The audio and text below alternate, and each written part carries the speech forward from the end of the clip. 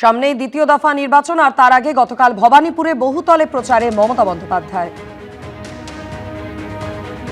কথা বললেন আবাসিকদের সঙ্গে এবং তারপর সবজি বিক্রেতাদের সঙ্গেও কথা বললেন মুখ্যমন্ত্রী মমতা বন্দ্যোপাধ্যায়।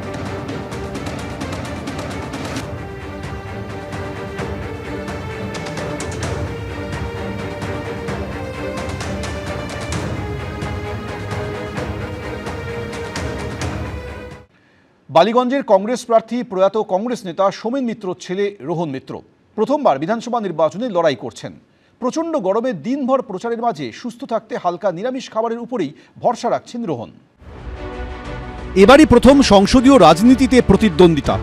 এই প্রথম বিধানসভা নির্বাচনের লড়াইয়ে রোহন মিত্র। বাবা সোমেন মিত্র 1972 থেকে 2006 সাল পর্যন্ত 7 বার বিধায়ক হয়েছেন। মা শিখা মিত্র একসময় বিধায়ক ছিলেন, কিন্তু এখন তিনি রাজনীতি থেকে অনেক দূরে। এবার বিধানসভার মহারণে রোহন মিত্র। বালিগঞ্জের মতো হেভিওয়েট কেন্দ্রে তাকে লড়াইয়ের দায়িত্ব দিয়েছে কংগ্রেস। আমার পরিচয়টা হচ্ছেই তো সোমেন মিত্র ছেলে, যেই বলছে সোমেন মিত্র ছেলে তারা আমাকে আবার দ্বিতীয়বার দেখছে। মাইনরিটি ডমিনেটেড ওয়ার্ডে তো সবাই বলছে যে তাদের যারা তাদের লিডার হলো সোমেন মিত্র।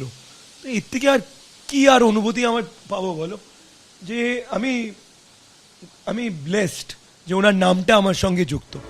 চড়া গরম উপেক্ষা করেই প্রচারে খামতি রাখতে চাইছেন না রোহন মিত্র। সকালে শুধু টোস্ট খেয়ে বেরিয়ে পড়ছেন। প্রচণ্ড গরমে দিনভর প্রচারের মাঝে দুপুরে রোহন খান ভাত, ডাল, আলু ভাজা, চাটনি আর দই। একটু ডাল, একটু আলু ভাজা, তোমার একটু চাটনি পাঁপড়, একটু পারলে মিষ্টি দই, এই চলছে। মানে এটাই এখন রোজকারের রুটিন হয়ে গেছে। একটু খিচুড়ি মাঝে মাঝে, যদি এখানে বাড়িতে না আসি, যদি অফিস থেকে করি, তখন অফিসের পাশে একটা খিচুড়ি দোকান আছে, ও একটু মানে পাতলা খিচুড়ি আর একটু আলু চোখার মতো বানায়, ওটাতেই দুপুরবেলাটা তো এটাই হয়। রাতে একেবারেই হালকা খাবার খান বালিগঞ্জের কংগ্রেস প্রার্থী। রুটি সবজি দিয়েই রাতের খাওয়া সারেন তিনি। পুষ্টিবিদরা বলছেন কার্বোহাইড্রেট সমৃদ্ধ ভাত সহজে হজম হয়, শরীরে দ্রুত শক্তি যোগায়। সবজির তরকারি ভিটামিন ও খনিজ সমৃদ্ধ, যা রোগ প্রতিরোধ ক্ষমতা বাড়ায়। ডালে থাকা উদ্ভিজ্জ প্রোটিন শরীরের শক্তি বৃদ্ধি করে। দইয়ে থাকা ল্যাকটিক অ্যাসিড হজম শক্তি উন্নত করে। এবার বালিগঞ্জে কংগ্রেস প্রার্থী রোহন মিত্রর লড়াই তৃণমূলের শোভনদীপ চট্টোপাধ্যায়, বিজেপির শতরূপা এবং সিপিএমের আফরিন বেগমের সঙ্গে। 29 এপ্রিল দ্বিতীয় দফায় ভোট রয়েছে বালিগঞ্জে।